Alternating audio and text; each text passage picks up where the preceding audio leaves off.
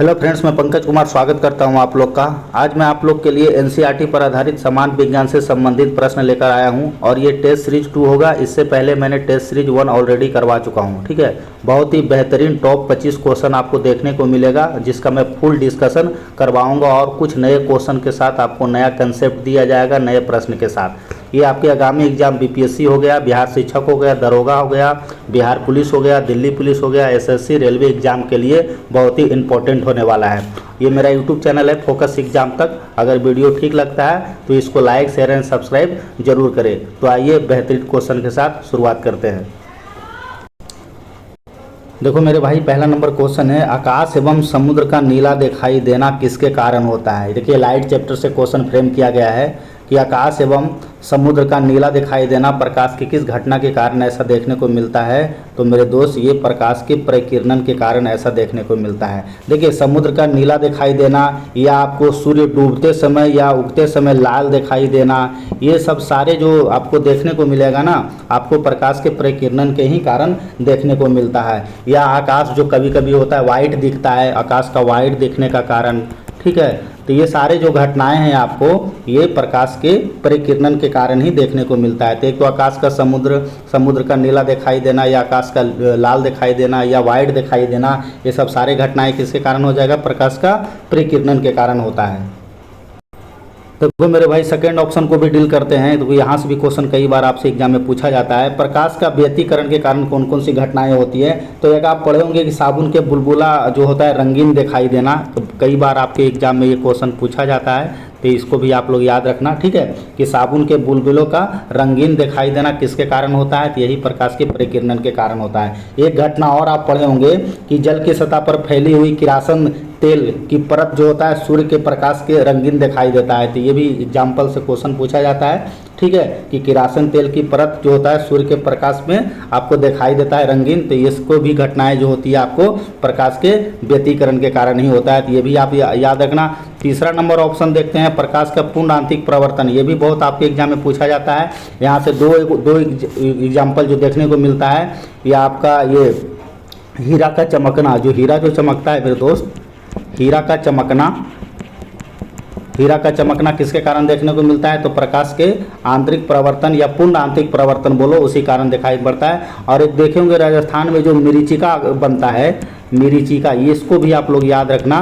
ठीक है, राजस्थान में जो मिरीका जिसको बवंडर या भ्रम बोला जाता है, ठीक है, तो वो ये भी मरीचिका भी जो होता है आपको पूर्ण आंतरिक प्रवर्तन के कारण ही देखने को बनता है या आपको नजर आता है। ठीक है, तो इसको भी आप लोग याद रखिएगा। एक क्वेश्चन और देखिए यहाँ से पूछा जाता है आपके एग्जाम में, जो सबसे ज़्यादा पूछता है, आंसर तो आपको पता है बी हो गया था, प्रकाश का वर्ण विक्षेपण। यहाँ से देखो 2 क्वेश्चन पूछा जाता है आपके एग्जाम में हमेशा। तो इसको आप लोग याद रखना।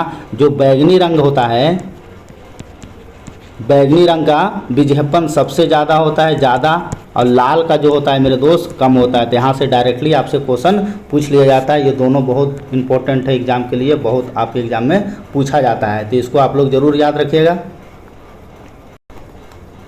चलिए नेक्स्ट क्वेश्चन देखते हैं। मैं सारा क्वेश्चन का डिस्कशन कराऊंगा। देखिए अगला क्वेश्चन, ये भी क्वेश्चन इंपॉर्टेंट है, यहाँ से भी क्वेश्चन पूछा जाता है आपके एग्जाम में। कह रहा है अमलगम बनाने वाली धातु कौन सी है। कह रहा है आपसे पूछा जा रहा है कि अमलगम बनाने वाली धातु कौन सी है। तो इसका जो आंसर हो जाएगा मेरे दोस्त पारा हो जाएगा। ये बहुत इंपॉर्टेंट है, यहाँ से भी क्वेश्चन पूछा जाता है। अब यहाँ से देखो 2 क्वेश्चन आपके एग्जाम में पूछा जाता है कि कमरे के टेम्परेचर पर निद्रव अवस्था में पाए जाने वाला तत्व कौन सा है। निद्रव अवस्था में अक्सर आप क्वेश्चन एग्जाम में आता है ये क्वेश्चन। ठीक है, कि कमरे के ताप पर या द्रव अवस्था में पाए जाने वाले कौन सा, तो ये आपको ब्रोमीन और ये पारा दोनों जो होता है कमरे के ताप पर द्रव अवस्था में पाया जाता है। तो ये भी दोनों आपको एग्जाम्पल याद रखना है। ठीक है, बहुत इंपॉर्टेंट है आपके एग्जाम के लिए। नेक्स्ट क्वेश्चन देखते हैं। देखिए नेक्स्ट क्वेश्चन है, वनस्पति तेलों में हाइड्रोजनीकरण के लिए किस उत्प्रेरक का प्रयोग किया जाता है। आपसे पूछा जा रहा है कि वनस्पति तेलों के हाइड्रोजनीकरण के लिए किस उत्प्रेरक का इस्तेमाल किया जाता है। तो निकेल का प्रयोग किया जाता है। ये भी इंपॉर्टेंट है आपके एग्जाम के लिए। देखिए हाइड्रोजन जो मेरे दोस्त, इसको आवारा तत्व बोला जाता है। केमिस्ट्री में आप लोग पढ़े होंगे, आवारा तत्व बोला जाता है। क्यों बोला जाता है, क्योंकि ये बहुत हल्का होता है और वायुमंडल के ऊपरी हिस्सा में पाया जाता है। यही कारण इसको हाइड्रोजन को आवारा तत्व बोला जाता है। देखिए तीसरा नंबर क्वेश्चन है कि पानी की टंकी में फंगी को नष्ट करने के लिए किस रसायन का प्रयोग किया जाता है। अक्सर आप बरसात के दिनों में ये चीज़ देखे होंगे कि पानी की टंकी में फंगी को नष्ट करने के लिए किस रसायन का प्रयोग किया जाता है, तो उसमें हम लोग कॉपर सल्फेट का प्रयोग करते हैं। ठीक है, थोड़ा सा एग्जाम्पल भी देख लेते हैं क्या क्या है। 4 ऑप्शन। सोडियम कार्बोनेट, तो सोडियम कार्बोनेट का फार्मूला आप लोग पढ़े होंगे, NO2CO3 होता है। ठीक है, जिसको क्या बोला जाता है, धोबन सोडा या धोने वाला सोडा भी बोला जाता है। ठीक है, धोने वाला सोडा, तो इसको भी आप लोग याद रखना। ठीक है, अच्छा कैल्शियम ऑक्साइड, हाँ देखो कैल्शियम ऑक्साइड जो होता है मेरे दोस्त CaO, जिसको बुझा हुआ चूना कहते हैं या कली चूना भी कहा जाता है। ठीक है, तो इसको भी आप लोग याद रखना, बूझा चूना इसको बोला जाता है। ठीक है, और कोई बच गया, हाँ चलिए जिंक सल्फेट, तो जिंक सल्फेट का प्रयोग आपको पता है खाद्य पदार्थों में इसका उपयोग किया जाता है, तो इसको भी आप लोग याद रख सकते हैं, खाद्य पदार्थों में जिंक सल्फेट का प्रयोग किया जाता है। नेक्स्ट क्वेश्चन देखते हैं। नेक्स्ट क्वेश्चन देखिए, मिलान करने के लिए मैं क्वेश्चन का जो लेवल है बिल्कुल स्टैंडर्ड रखा हूँ, जो आप लोग को नीड है, जो आपके एग्जाम में ओरिएंटेड पूछा जाता है। इजी क्वेश्चन, कोई मज़ा नहीं है पढ़ के, और जो मैं आपको कंसेप्ट दे रहा हूँ उसको भी आप लोग ज़्यादा याद रखिए। देखिए सूची 1 को सूची 2 से मिलाना है। मास्टर्ड गैस आप लोग को पता होगा कि प्रथम विश्व युद्ध में मास्टर्ड गैस का बहुत ज़्यादा प्रयोग किया गया था। तो मास्टर्ड गैस क्या होता है, इसमें एक रासायनिक अशुद्ध होता है, यानी इसमें केमिकल पाया जाता है। तो ये एक का आंसर ए हो जाएगा। नाइलॉन जो होता है ना मेरे दोस्त, एक प्रकार का ये आपको कृत्रिम बहुलक होता है, आप चैप्टर पढ़े होंगे केमिस्ट्री का। तो नाइलॉन जो होता है आपका कृत्रिम क्या होता है, बहुलक होता है। बुलेट प्रूफ, देखो बुलेट प्रूफ में जो है ना आपको पॉलीकार्बोनेट का प्रयोग किया जाता है। कई बार एग्जाम में सीधा यही पूछ लिया जाता है कि ये बुलेट प्रूफ में किस रसायन का प्रयोग किया जाता है या क्या प्रयोग किया जाता है, तो पॉलीकार्बोनेट का परत उस पर चढ़ा दिया जाता है। ठीक है, जेनॉन को मेरे दोस्त स्ट्रेंजर गैस कहा जाता है, तो ये भी आपका एक का डी हो जाएगा, यानी इसका जो आंसर होगा आपका ए हो जाएगा। ठीक है, तो ये चारों आपको सही है, इसको आप लोग याद रखिए, यहाँ से क्वेश्चन आपके एग्जाम में सीधा सीधा पूछ लिया जाता है। देखो मेरे भाई नेक्स्ट क्वेश्चन है आपका लाइट चैप्टर से सेट किया गया है। किसी व्यक्ति का पूरा प्रतिबिंब देखने के लिए समतल दर्पण की न्यूनतम ऊंचाई होती है। देखो किसी का भी आपको इमेज देखना है प्रतिबिंब में, तो उसको देखने के लिए क्या उसका प्रॉपर्टी है, तो प्रॉपर्टी यही है मेरे दोस्त कि व्यक्ति को ऊंचाई की आधी होना चाहिए। अगर इमेज आपको पूरा देखना है तो उसका हाइट से कितना होना चाहिए, आपको ऊंचाई से आधा होना चाहिए। ठीक है, ऊंचाई से कितना होना चाहिए, आधा होना चाहिए। तो ये क्वेश्चन कई बार आपके एग्जाम में पूछ लिया जाता है। तो व्यक्ति की ऊंचाई का आधी हो जाएगा, आंसर आपका इसका बी हो जाएगा। ठीक है, समतल दर्पण का बहुत सारा प्रॉपर्टी है, ठीक है, जिसको आप लोग याद रखना बहुत ज़रूरी होता है। तो इसके कुछ प्रॉपर्टी है, मैं मोटा मोटी आपको समझा देता हूँ। ठीक है, जो कि यहाँ से क्वेश्चन आंसर तो वही हो जाएगा। समतल दर्पण के देखिए क्या क्या प्रॉपर्टी होता है। जैसे अगर मान लीजिए आपको कि कोई व्यक्ति अगर भी वेग से दर्पण की ओर चलता है, ठीक है, यहाँ मान लो इमेज लगा हुआ है, दर्पण से चलता है, तो उसको जो दर्पण में जो अपना प्रतिबिंब बनता है ना, उसको 2v हो जाता है। तो कई बार क्वेश्चन ये भी आपसे एग्जाम में पूछ लिया जाता है। ठीक है, बाकी तो आपको मैं बता ही दिया कि कोई भी समतल दर्पण के सामने प्रतिबिंब देखने के लिए जाता है तो उसकी दर्पण की लंबाई वस्तु की लंबाई से कितना होना चाहिए, कम होना चाहिए या आधा होना चाहिए। तो ये भी जो क्वेश्चन फ्रेम किया गया है, तो ये भी कई बार एग्जाम से पूछ लिया जाता है। कई बार क्वेश्चन वो थीटा वाला आप लोग पढ़े होंगे कि यदि आपतित किरण को नियत करते हुए आपको थीटा कोण से यानी थीटा कोण से घुमा दिया जाता है तो जिसका प्रवर्तिक जो किरण होगा कितना हो जाएगा, वो 2 थीटा हो जाता है। तो ये भी कई बार क्वेश्चन आपसे पूछ लिया जाता है। बाकी आप तो फार्मूला पढ़े होंगे कि आपका जो प्रतिबिंब जो बनता है 360 बटे थीटा जो बनता है। ठीक है, तो यहाँ से भी बनता है। यहाँ से देखो 2 क्वेश्चन आपके एग्जाम में हमेशा पूछा जाता है। अगर दर्पण अगर जो इमेज है हमारा पैरेलल लगा रहेगा ना, अगर पैरेलल जैसे आप सैलून में जाते हैं बाल कटाने के लिए, अगर पैरेलल इमेज लगा रहेगा तो उसमें जो प्रतिबिंब जो बनेगा क्या बनेगा, इन्फिनिटिव बनेगा। तो ये भी क्वेश्चन कई बार एग्जाम में पूछ लिया जाता है कि दो समानांतर दर्पणों के बीच रखे वस्तुएं कितना प्रतिबिंब बनाएगा, तो अनंत बनाएगा। तो ये सब प्रॉपर्टी है, आप लोग 11th-12th में पढ़े होंगे अच्छा, तो मैं भी पता होगा। चलिए नेक्स्ट क्वेश्चन देखते हैं। देखो मेरे भाई नेक्स्ट क्वेश्चन मिलान करने के लिए दिया गया सूची 1 को सूची 2 से मिलान करना है। मिश्र धातु से क्वेश्चन है, यहाँ से भी क्वेश्चन खूब आपके एग्जाम में पूछा जाता है। ठीक है, अच्छा पारद में कोई अन्य धातु होता है तो पारद में आपको पता है अमलगम होता है। अमलगम में क्या मिलेगा देखने को मिली, तो पारा भी मिलता है। द्रव अवस्था में क्या पाया जाता है, तो ब्रोमीन पाया जाता है। ये दोनों बहुत इंपॉर्टेंट है, मैं आपको ऑलरेडी बता चुका हूँ। तो पहला जो है आपका सुमेलित है, सही है ये। अच्छा तांबा और जस्ता जो पीतल का मिश्रण है, इसको ट्रिक याद रखिए, पिताजी इसको सबसे ईजी है ट्रिक याद रखने का। ठीक है, यानी आपको जो आपको पीतल जो है वो किसका किसका मिश्रण है, तो आपको तांबा और जिंक का मिश्रण है। आप अपने पिताजी को याद रखिए, वैसे भी सब याद रखते होंगे, ठीक है। तो ये तांबा और जिंक हो जाएगा आपका पीतल का मिश्रण, पिताजी आप लोग याद रखना। तो बी भी सही सुमेलित है। अच्छा, तांबा और टिन बहुत आपसे एग्जाम में पूछा जाता है। तांबा टिन का जो मिश्रण कासा बिल्कुल सही है। और सोल्डर जो आप लोग आपको तार को जोड़ने के लिए सोल्डर प्रयोग किया जाता है, उसमें आपको सीसा और टिन का प्रयोग किया जाता है, तो ये भी आपका सही, यानी सारा ये सही सही सुमेलित है। आंसर आपका ये हो जाएगा। वीवीआई क्वेश्चन है, यहाँ से आपके एग्जाम में प्रश्न पूछा जाता है। देखो मेरे भाई, नेक्स्ट क्वेश्चन है, बारूद बनाने के लिए निम्नलिखित में से किसका प्रयोग किया जाता था? नाम सुने होंगे ओसामा बिन लादेन का, बहुत प्रयोग करता था ये पोटेशियम नाइट्रेट का, ठीक है। तो बारूद बनाने के लिए निम्नलिखित में से किसका प्रयोग किया जाता है? तो इसमें मेरे दोस्त आपको पोटेशियम नाइट्रेट का प्रयोग किया जाता है। तो इसको भी आप लोग याद रखना, यहाँ से आपके एग्जाम में पूछा जाता है। नेक्स्ट क्वेश्चन में देखिए, सूची 1 को सूची 2 से मिलान करने के लिए दिया गया है। एक तरफ आपको अम्ल का नाम मिलेगा और उसमें पाए जाने वाले पदार्थ की मात्रा आपको देखने को मिलेगा, ठीक है। तो देखिए फॉर्मिक एसिड में क्या पाया जाता है? तो फॉर्मिक एसिड में आपको पता है कि इसमें चींटी का डंक होता है फॉर्मिक एसिड में, तो ये आपका एक का ए हो जाएगा फॉर्मिक एसिड, यानी चींटी के डंक में कौन सा अम्ल पाया जाता है? तो फॉर्मिक एसिड पाया जाता है, बिल्कुल ये सही है। अच्छा, कैल्शियम हाइड्रोक्साइड, तो कैल्शियम हाइड्रोक्साइड आपको चूने का पानी कहा जाता है उसको, यानी ये भी सही सुमेलित है, ठीक है। पहला सही है, आपको दूसरा भी सही है। अच्छा, टार्टेरिक एसिड, तो आप लोग पढ़े होंगे टार्टेरिक एसिड जो होता है मेरे दोस्त वो खट्टे चीज़ों में पाया जाता है, यानी टार्टेरिक एसिड आपको किस में देखने को मिलेगा? तो इमली और अंगूर में देखने को मिलेगा। और सोडियम हाइड्रोक्साइड, तो आप लोग केमिस्ट्री में पढ़े होंगे, सोडियम हाइड्रोक्साइड का प्रयोग आपको साबुन बनाने के लिए किया जाता है, तो इसको भी आप लोग जरूर याद रखें। फॉर्मिक एसिड चींटी का डंक में पाया जाता है, कैल्शियम हाइड्रोक्साइड चूने का पानी होता है, टार्टेरिक एसिड आपको इमली और अंगूर में देखने को मिलेगा, और सोडियम हाइड्रोक्साइड आपको साबुन बनाने में प्रयोग किया जाता है। तो ये भी इंपॉर्टेंट है, जो भी मैं क्वेश्चन करा रहा हूँ बहुत इंपॉर्टेंट है, उसको आप लोग याद रखें। देखो मेरे भाई, नेक्स्ट क्वेश्चन आपको वेव से रिलेटेड है, तरंग से, आप चैप्टर पढ़े होंगे फिजिक्स में। कह रहा है यांत्रिक तरंगे माध्यम के रूप में कार्य कर रहे पदार्थों के बाधा या कंपन के कारण उत्पन्न होता है। सही बात है, जब उसमें जब विक्षोभ होता है तभी तो उत्पन्न होता है, ठीक है। अच्छा, विद्युत चुंबकीय तरंगे अंतरिक्ष के निर्वात से गमन कर सकती है, बिल्कुल सही है। अंतरिक्ष के निर्वात से आपको विद्युत चुंबकीय तरंगे गमन कर सकती है, यानी आंसर जो होगा इसका सी हो जाएगा। एक और दोनों स्टेटमेंट सही है। देखो नेक्स्ट क्वेश्चन है कि निम्नलिखित में से कौन रॉकेट प्रणोदन के आधार पर आधारित है या आधार है, ठीक है। कह रहा है कि निम्नलिखित में से कौन रॉकेट के प्रणोदन के पर आधारित है? तो न्यूटन का तृतीय नियम, ठीक है। न्यूटन का जो तृतीय नियम है आपको इसमें रॉकेट में देखने को मिलेगा। न्यूटन का थर्ड लॉ क्या बताता है कि action and reaction are opposite direction, ठीक है, उसका विपरीत प्रतिक्रिया होता है ना। तो ये आपको ये तो स्टेटमेंट बिल्कुल सही है, यानी आपका ये हो जाएगा सही है।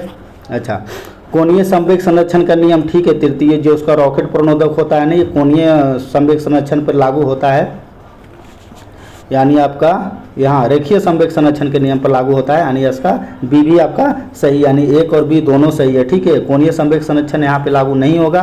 फेरल का नियम आपको पता है किससे रिलेटेड है? तो फेरल का नियम हवा से रिलेटेड है, ठीक है। ये भी इंपॉर्टेंट है, कई बार इससे भी पूछ लिया जाता है। तो इसका आंसर क्या हो जाएगा? एक और दो दोनों हो जाएगा। तो इसको आप लोग याद रखें, यहाँ से भी क्वेश्चन सेट किया जाता है। देखो नेक्स्ट क्वेश्चन है, वह प्रतिक्रिया जिसके कारण मौजूदा प्रजातियां से एक नई प्रजातियां विकसित होती है। बहुत इंपॉर्टेंट क्वेश्चन है ये। कह रहा है वह प्रतिक्रिया जिसके कारण मौजूदा प्रजातियों से नई प्रजातियां डेवलप होता है, तो उसको क्या कहा जाता है? उसको जाति उद्भव कहा जाता है। ये भी इंपॉर्टेंट है। जाति उद्भव का सबसे पहले प्रयोग किसने किया था? तो 1906 ईस्वी में एक वैज्ञानिक था कुक, शॉर्ट में इसको याद रखिएगा। तो 1906 में कुक के द्वारा जाति उद्भव शब्द का प्रयोग किया गया था। ये आपके लिए ये भी इम्पोर्टेंट है।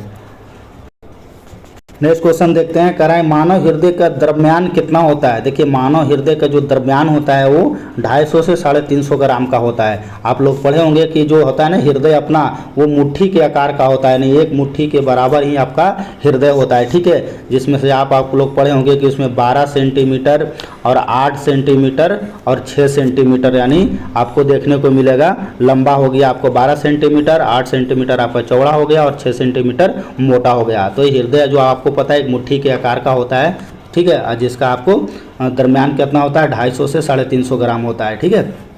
आपको मैं बता दिया 12 सेंटीमीटर लंबा होता है, 8 सेंटीमीटर चौड़ा होता है और 6 सेंटीमीटर मोटा होता है।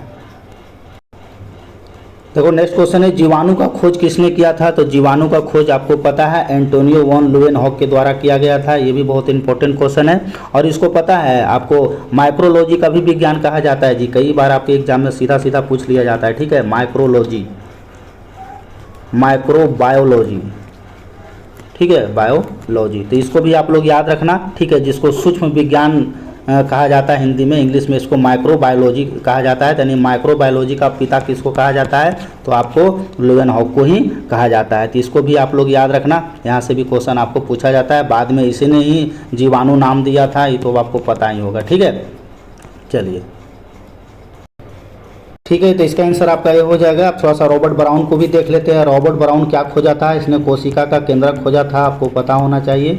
कोशिका का केंद्रक का खोज किसने किया था? तो रॉबर्ट ब्राउन के द्वारा ही किया गया था। अच्छा, रॉबर्ट हुक, तो रॉबर्ट हुक आपको सबको पता होगा 1665 में इसने सेल का खोज किया था, यानी कोशिका का खोज किया था, कोशिका का खोज किया था। अच्छा, रॉबर्ट खोज सबको पता है टीबी का खोज किसने किया था? तो रॉबर्ट खोज के द्वारा किया गया था। ये चारों क्वेश्चन अपने आप में इंपॉर्टेंट है।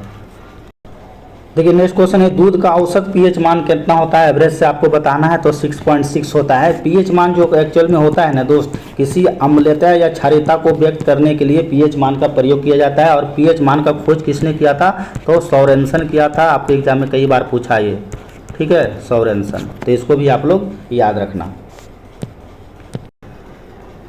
देखो मेरे भाई नेक्स्ट क्वेश्चन है, उच्च गति फोटोग्राफी में प्रयोग किया जाता है। तो उच्च गति फोटोग्राफी में मेरे दोस्त क्रिप्टॉन का प्रयोग किया जाता है। ये भी क्वेश्चन इंपॉर्टेंट है। नाइट्रस ऑक्साइड जो आपके एग्जाम में हमेशा पूछा जाता है, N2O नाइट्रोजन ऑक्साइड, जिसको क्या बोला जाता है? लाफिंग गैस बोला जाता है। आपके एग्जाम में हमेशा आते रहता है ये क्वेश्चन, ठीक है, लाफिंग गैस, तो इसको आप लोग जरूर याद रखें। ठीक है, नाइट्रस ऑक्साइड किसको बोला जाता है? जिसको हंसाने वाली गैस या आपको लाफिंग गैस के रूप में जाना जाता है। ठीक है, इसका प्रयोग थोड़ा सा ना जन चिकित्सा में आपको भी देखा जाता है। एक ऑप्शन और ले लेते हैं हम इसका, नाइट्रस ऑक्साइड। नाइट्रस ऑक्साइड का प्रयोग आपको दंत चिकित्सा, दांत वाले के पास पर जाइएगा तो इसका प्रयोग ये आपको करते देखने को मिलता है। और ये रेडॉन का तो आपको पता है, रेडॉन का प्रयोग आपको जब कैंसर वाला हॉस्पिटल में जाओगे ना तो वहाँ आपको कैंसर चिकित्सा के लिए प्रयोग में किया जाता है। और जेनॉन का आपको क्रिप्टॉन हो गया, रेडॉन हो गया, ठीक है। और एक जेनॉन तो आपको बता ही दिया हूँ, जेनॉन का भी प्रयोग जो है आपको फोटोग्राफी फ्लैश में, जैसे एक्सरे वगैरह होता है ना, तो वहाँ भी आपको जेनॉन देखने को मिलता है। तो इसको भी आप लोग याद रखें। देखो नेक्स्ट क्वेश्चन है, प्रोजेक्टर में किस प्रकार के लेंस का प्रयोग किया जाता है? अभी देखो प्रोजेक्टर का बहुत ज़्यादा बोल चाल है, क्योंकि अभी सारा जो स्टडी होता है सारा प्रोजेक्टर पे ही आपको दिखाया जाता है, उसी से ही पढ़ाया जा रहा है।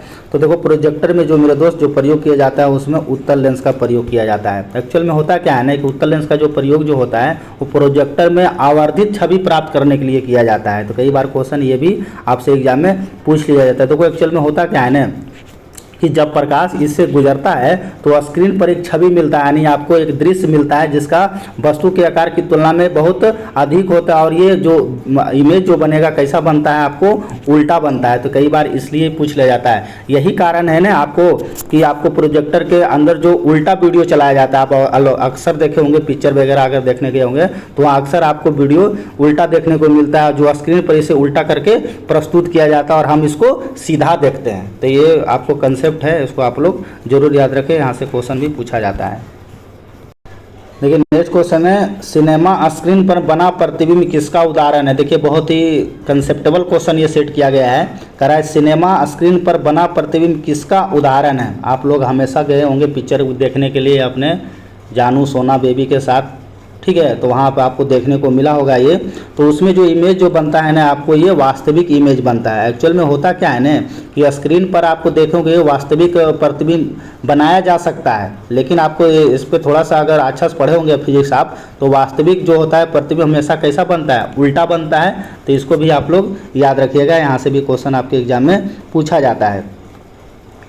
देखो मेरे भाई नेक्स्ट क्वेश्चन है, विद्युत चालकता। बार बार ये क्वेश्चन आपके एग्जाम में पूछा जाता है, ठीक है।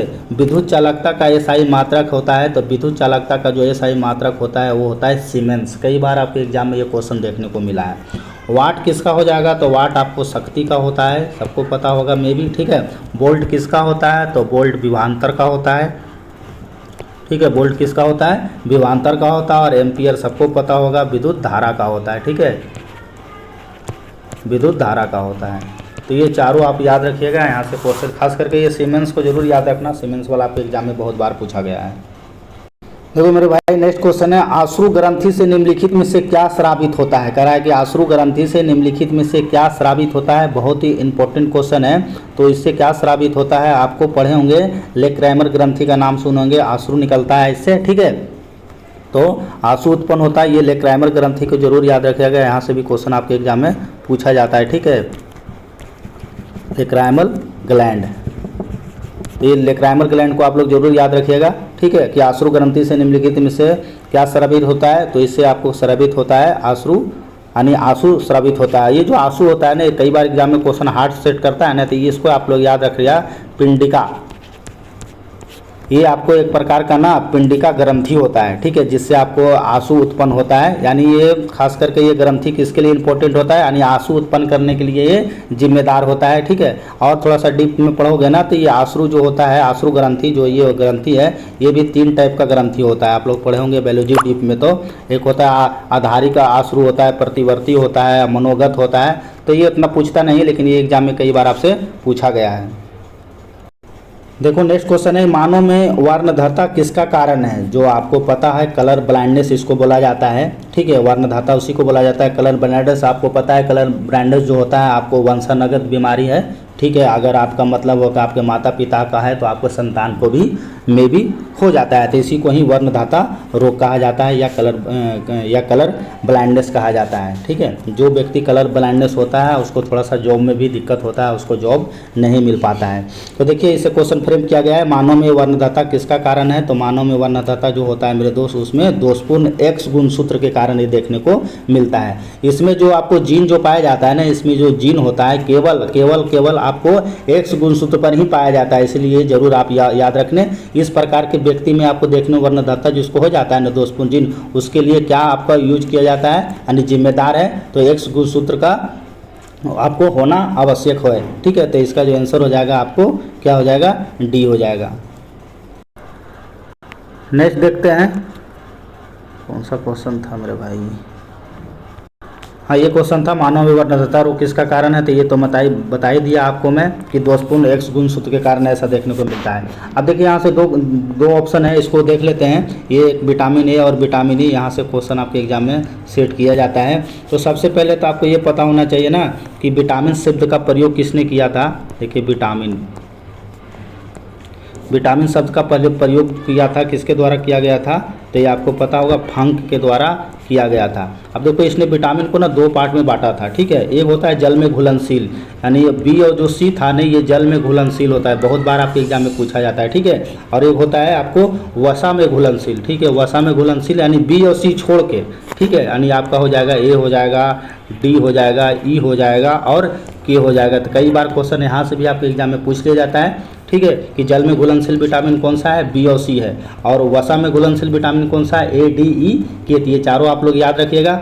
अब विटामिन ए की कमी से कौन सा रोग होता है, सबको पता होगा विटामिन ए की कमी से कौन सा रोग होता है। एक तो होता है रतौंधी होता है, ठीक है, मैं बोल रहा हूँ उस पर थोड़ा ध्यान देना। एक तो रतौंधी होता है, एक होता है जीरोथैलेपीमिया। तो ये दोनों क्वेश्चन आपके एग्जाम में पूछ लिया जाता है, ठीक है। अब विटामिन ए का आपको जो नाम होता है उसको क्या सा नाम बोला जाता है, रेटिनॉल बोला जाता है। तो ये दोनों इंपॉर्टेंट है। विटामिन ई पे आते हैं, तो विटामिन ई में क्या देखने को मिलेगा।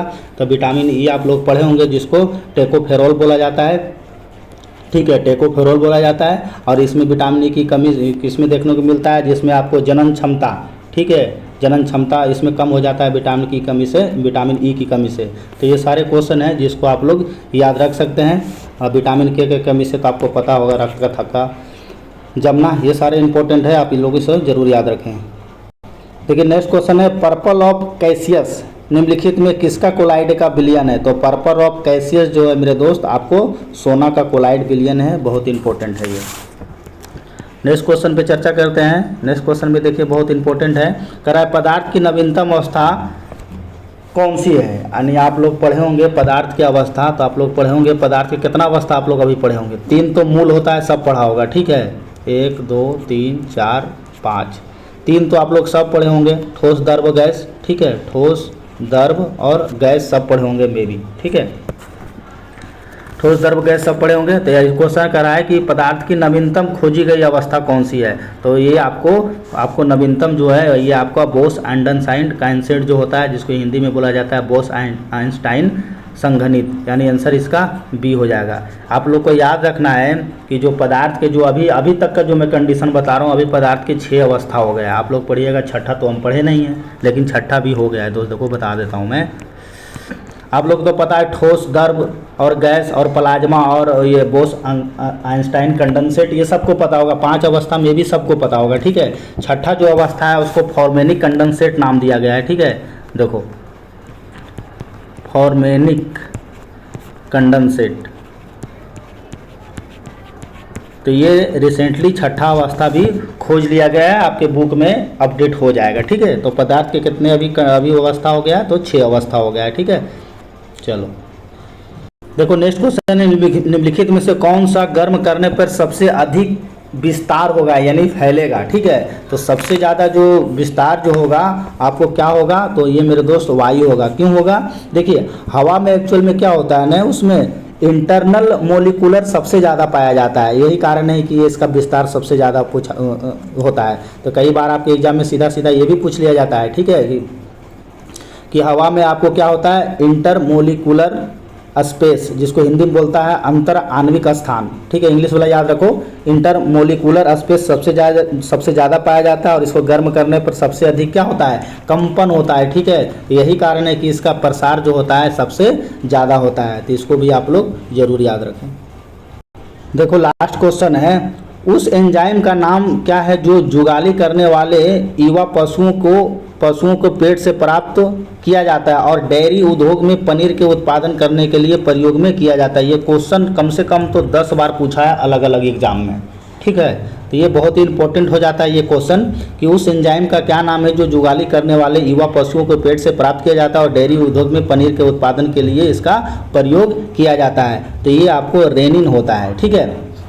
रेनिन के बारे में थोड़ा सा ही आपको जानकारी देना है कि रेनिन जो एंजाइम है ये आप तो हो गया जुगाली करने के लिए, जैसे आपको किसमें छोटे पशुओं में, ठीक है, युवा पशुओं में, मतलब किससे, गाय का बछड़ा हो जाएगा, भेड़ के बच्चे हो जाएगा, ये सब के पेट में प्राप्त किया जाता है, ठीक है। और इसका प्रयोग आप लोग पढ़े लिए हैं कि डेयरी उद्योग और पनीर के उपयोग में किया जाता है। एक देखो रेनिन से क्वेश्चन और पूछा जाता है, रेनिन को पता है काइमोसिस बोला जाता है। देखो कई बार ये भी क्वेश्चन पूछा है, काइमोसिन,